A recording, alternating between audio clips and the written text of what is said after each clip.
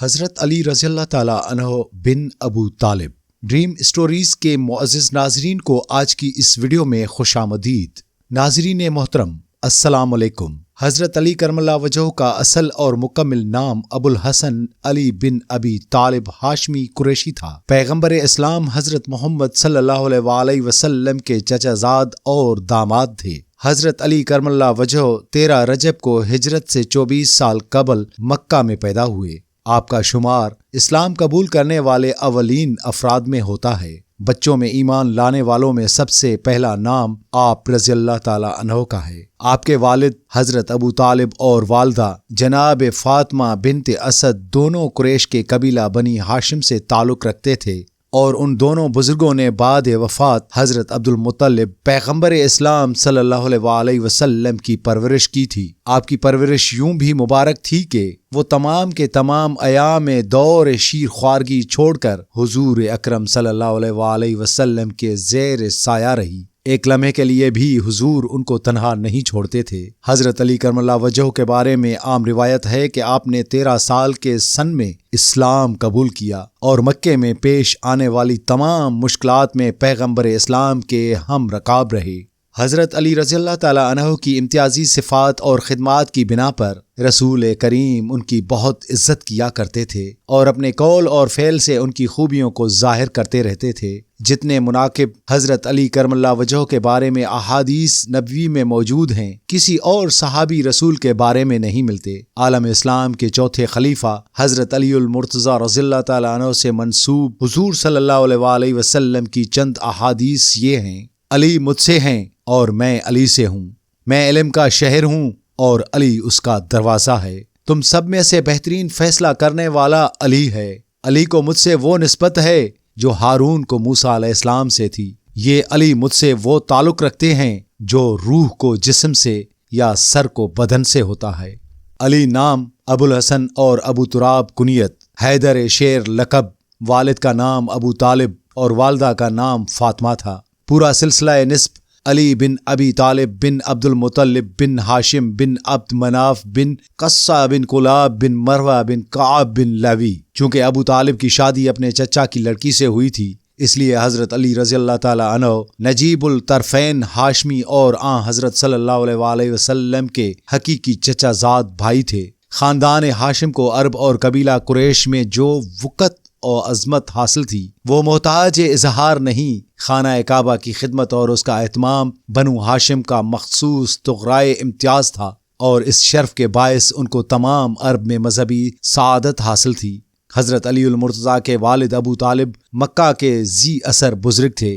حضرت صلی اللہ علیہ وآلہ وسلم نے انہی کی آغوش شفقت میں پرورش پائی تھی، اور بعثت کے بعد انہی کے زیر حمایت مکہ کے کفرستان میں دعوت حق کا اعلان کیا تھا۔ ابو طالب ہر موقع پر آپ صلی اللہ علیہ وآلہ وسلم کی حفاظت کرتے رہتے اور سرور کائنات صلی اللہ علیہ وآلہ وسلم کو کفار کے پنجہ ظلمت سے محفوظ رکھا۔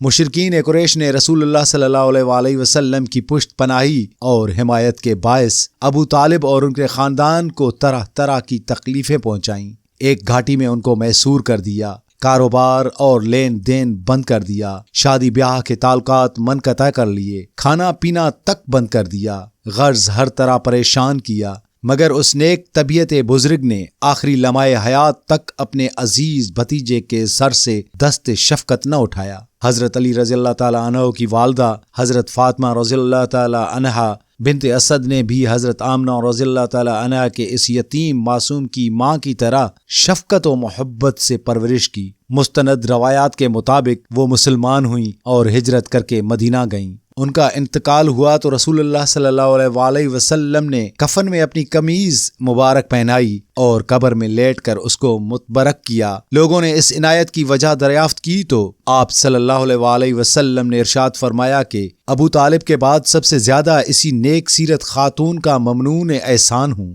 حضرت علی رضی اللہ تعالی عنہ آپ صلی اللہ علیہ وآلہ وسلم کی بعثت سے 10 برس پہلے پیدا ہوئے تھے۔ ابو طالب نہایت کثیر العیال اور معاش کی تنگی سے نہایت پریشان تھے۔ کہے تو خشک سالی نے اس مصیبت میں اور بھی اضافہ کر دیا، اس لیے رحمت للعالمین صلی اللہ علیہ وآلہ وسلم نے محبوب چچا کی عسرت سے متاثر ہو کر حضرت عباس رضی اللہ تعالیٰ عنہ سے ارشاد فرمایا کہ ہم کو اس مصیبت و پریشان حال میں چچا کا ہاتھ بٹانا چاہیے۔ چنانچہ حضرت عباس رضی اللہ تعالیٰ عنہ نے حسب ارشاد جعفر کی کفالت اپنے ذمہ لی، اور سرور کائنات صلی اللہ علیہ وآلہ وسلم کی نگاہ انتخاب نے حضرت علی رضی اللہ تعالیٰ عنہ کو پسند کیا۔ چنانچہ وہ اس وقت برابر حضور پر نور صلی اللہ علیہ وآلہ وسلم کے ساتھ رہے۔ حضرت علی رضی اللہ تعالیٰ عنہ کا سن عمر ابھی صرف 10 سال تھا کہ ان کے شفیق مربی کو دربار خداوندی سے نبوت کا خلعت عطا ہوا۔ چونکہ حضرت علی رضی اللہ تعالیٰ عنہ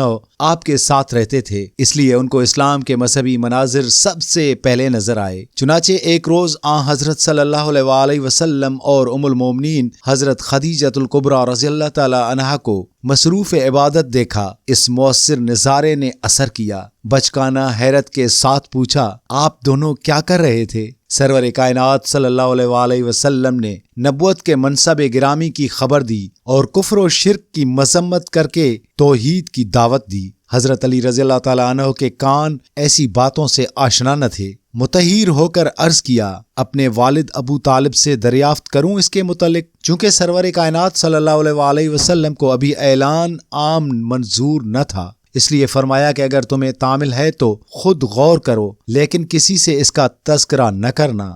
حضرت صلی اللہ علیہ وآلہ وسلم کی پرورش سے فطرت سنور چکی تھی، توفیق الہی شامل ہوئی، اس لیے زیادہ غور و فکر کی ضرورت پیش نہ آئی، اور دوسرے ہی دن بارگاہ نبوت میں حاضر ہو کر مشرف با سلام ہو گئے۔ اس بارے میں اختلاف ہے کہ حضرت خدیجۃ الکبریٰ کے بعد سب سے پہلے کون ایمان لایا۔ بعض روایات سے حضرت ابو بکر رضی اللہ تعالیٰ عنہ، بعض روایت سے حضرت علی رضی اللہ تعالیٰ عنہ کی اولیت ظاہر ہوتی ہے، اور بعضوں کے خیال میں حضرت زید بن حارث کا ایمان سب پر مقدم ہے، لیکن محققین نے ان مختلف احادیث میں اس طرح تبیین دی ہے کہ ام المومنین حضرت خدیجۃ الکبریٰ رضی اللہ تعالیٰ عنہ عورتوں میں، حضرت ابو بکر صدیق رضی اللہ تعالیٰ عنہ مردوں میں، حضرت زید بن حارث رضی اللہ تعالیٰ عنہ غلاموں میں، اور حضرت علی رضی اللہ تعالیٰ عنہ بچوں میں سب سے پہلے ایمان لائے۔ پیارے ڈریم اسٹوریز کے ناظرین، اسلام قبول کرنے کے بعد حضرت علی رضی اللہ تعالیٰ عنہ کی زندگی کے 13 سال مکہ معظمہ میں بسر ہوئے۔ چونکہ وہ رات دن سرور کائنات صلی اللہ علیہ وآلہ وسلم کے ساتھ رہتے تھے، اس لیے مشورہ کی مجلسوں میں، تعلیم و ارشاد کے مجموعوں میں، کفار و مشرکین کے مباحثوں میں، اور معبود حقیقی کی پرستش و عبادت کے موقعوں پر غرض ہر قسم کی صحبتوں میں شریک رہے۔ حضرت عمر رضی اللہ تعالیٰ عنہ کے اسلام قبول کرنے سے پہلے سرزمین مکہ میں مسلمانوں کے لیے اعلانیہ خدا کا نام لینا اور اس کی عبادت و پرستش کرنا تقریباً ناممکن تھا۔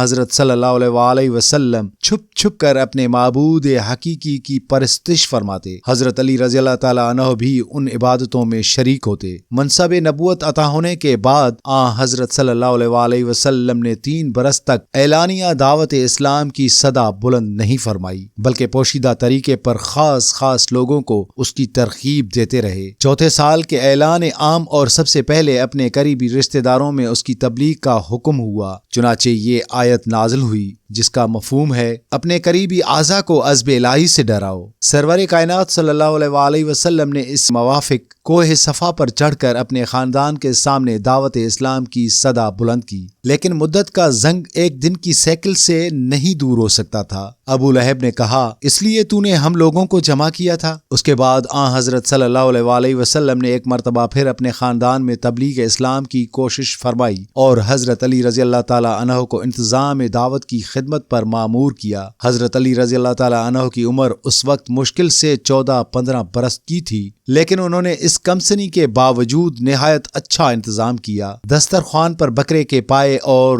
دودھ تھا۔ دعوت میں کل خاندان شریک تھا جن کی تعداد 40 تھی۔ حضرت حمزہ رضی اللہ تعالیٰ عنہ، عباس رضی اللہ تعالیٰ عنہ، ابو لہب اور ابو طالب بھی شرکا میں تھے۔ لوگ کھانے سے فارغ ہو چکے تو حضرت صلی اللہ علیہ وآلہ وسلم نے اٹھ کر ارشاد فرمایا، یا بنی عبد المطلب، خدا کی قسم میں تمہارے سامنے دنیا و آخرت کی بہترین نعمت پیش کرتا ہوں، بولو تم میں سے کون اس شرط پر میرا ساتھ دیتا ہے، وہ میرا معاون و مددگار ہوگا۔ اس کے جواب میں سب چپ رہے، صرف شیر خدا علی المرتضیٰ کی آواز आवाज बुलंद हुई कि गो मैं उम्र में सबसे छोटा हूँ और मुझे आशोब चश्म का आर्जा है और मेरी टांगें पतली हैं, ताहम आप सल्लल्लाहु अलैहि वसल्लम का यावर और दोस्त बाजू बनूंगा। हजरत सल्लल्लाहु अलैहि वसल्लम ने इरशाद फरमाया, अच्छा तुम बैठ जाओ, और फिर लोगों से खिताब फरमाया, लेकिन किसी ने जवाब न दिया। हजरत अलीउल मुर्तज़ा फिर उठे। हजरत सल्लल्लाहु अलैहि वसल्लम ने इस दफा भी उनको बिठा दिया। यहाँ तक कि जब तीसरी दफा भी किसी ने कबूल नहीं किया तो इस मर्तबा भी हजरत अली रज़ियल्लाहु ताला अन्हु ने जांबाजी के लहजे में उन्हीं अल्फाज का अयादा किया तो इरशाद हुआ कि बैठ जाओ, तू मेरा भाई और मेरा वारिस है। प्यारे नाज़रीन, उम्मीद करते हैं आपको वीडियो जरूर पसंद आई होगी। मिलते हैं इस वीडियो के दूसरे पार्ट में, तब तक के लिए अल्लाह हाफिज।